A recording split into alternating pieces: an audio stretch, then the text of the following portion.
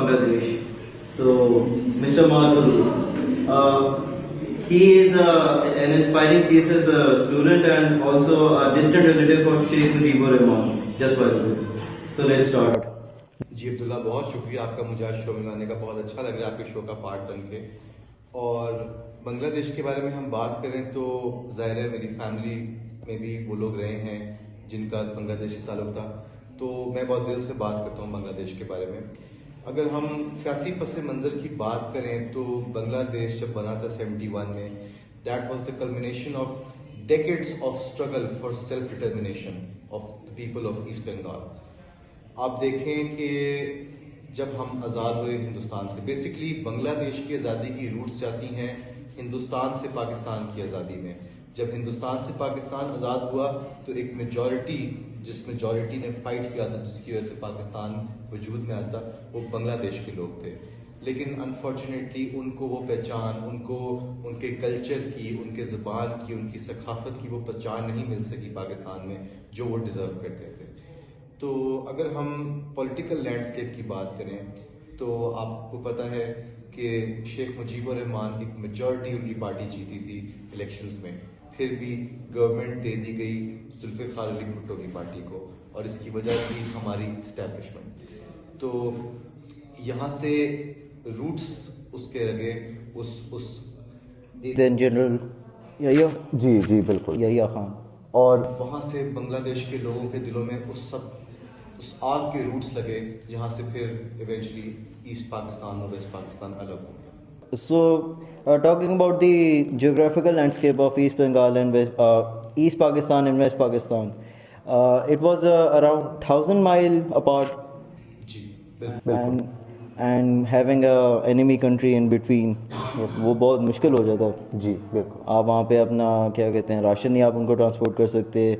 Asset Pakistan کے تو ویسے بھی ہم نے سننے میں آتا ہے کہ اب تو ہم سن نہیں سکتے ہیں کہ ادھر ان سائڈ پہ ان کو کھانے کے کافی وہ مسئلے تھے. اور ان کی لینگویج پہ اگر ہم بات کریں، بنگالی لینگویج، اس پہ اگر آپ کچھ بتانا چاہیں ہمارے آڈینس کو. بیسکلی سر بات یہ ہے کہ لینگویج موومنٹ جو تھی نا 1952 کی، وہ ایک مومنٹ تھا ہسٹری میں ہماری جہاں سے ہم نے اپنے کلچر کے لیے بولنا شروع کیا.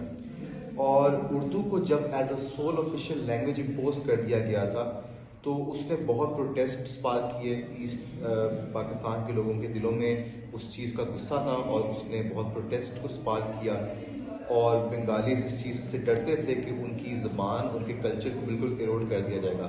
میں خود لاہور اسکول آف اکنامکس میں پڑھا ہوں، وہاں پر ہم نے کورس پڑھا تھا لینگویج، کلچر اینڈ سوسائٹی، اور مجھے اس کورس میں پڑھ کے پتہ لگا تھا کہ لینگویج جو ہے وہ آپ کی ثقافت کا کتنا بڑا پارٹ ہوتی ہے. جی سر بالکل. اور اگر آپ کی لینگویج کو وہ ریپرزنٹیشن نہیں ملے گی، آپ کی اسمبلیوں میں، آپ کے بچوں کو وہ اسکولوں میں نہیں پڑھائی جائے گی، تو بالکل آپ کے دلوں میں اس چیز کی آگ ہوگی. So let's talk about 1970s میں جب ہوا تھا جنرل الیکشنز، ٹھیک ہے، تو Sheikh Mujib Rahman he took the majority seats, لیکن why did Zulfikar Ali Bhutto was the elected prime minister? Sir اس کی وجہ تو صرف یہ ہے ہماری سیاست میں ہماری اسٹیبلشمنٹ کی انٹرفیئرنس. آپ دیکھیں پولیٹیکل ڈائنامکس کو اگر آپ پڑھیں تو وہ ہیویلی اسکیو ہوئے ہوئے تھے ویسٹ پاکستان کے انٹرسٹ کی طرف، اور ایسٹ پاکستان کے جو انٹرسٹ تھے ان کو مارجنلائز کیا گیا تھا.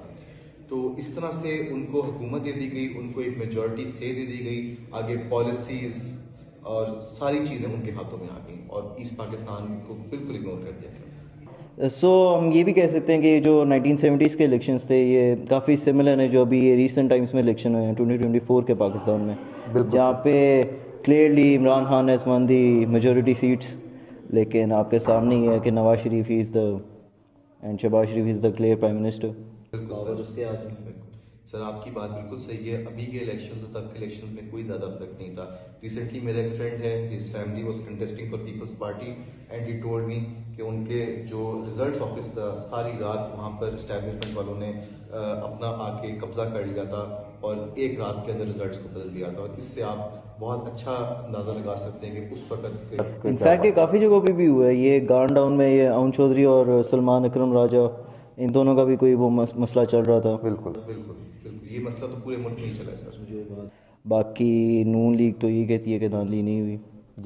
یہ تو وہ یہی کہیں گے، بٹ دراصل بات یہ کہ اسٹیبلشمنٹ کا ہاتھ جس کے سر پہ ہوتا ہے آگے اسی کی حکومت آتی ہے، اور دوسروں کے جو انٹرسٹ ہوتے ہیں یہ بات آپ نے بڑی اچھی کی، اسٹیبلشمنٹ کا ہاتھ جس کے سر پہ ہوتا ہے. کیونکہ اگر آپ 2024 کے الیکشنز دیکھ لیں، آپ 2018 کے الیکشنز دیکھ لیں، یا پھر آپ اس سے پہلے جتنے بھی الیکشنز ہیں وہ دیکھ لیں. سر آپ دیکھیں آج تک ہمارا ایک پرائم منسٹر کو اس کی سیٹ پہ بٹھانے سے لے کر اس کا ٹرم پورا کروانے میں اسٹیبلشمنٹ کا ہاتھ ہوتا ہے. وہ چاہیں تو وہ آتا ہے، اور وہ چاہیں تو وہ سارا فن فیکٹ، پاکستان کا آج تک کوئی پرائم منسٹر اپنے 5 سال نہیں پورے کر سکا. بالکل سر.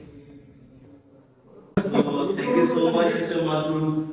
And for our viewers, یہ ایک بک ہے Where is the Bhutto Reconciliation. یہ مسٹر ماتھور نے خود لکھی ہے، تو آپ اس کو پڑھیے. یہ بنگلہ دیش کی ہسٹری کے اوپر بھی ہے، پیپلز پارٹی کی بھی ہسٹری کے اوپر ہے.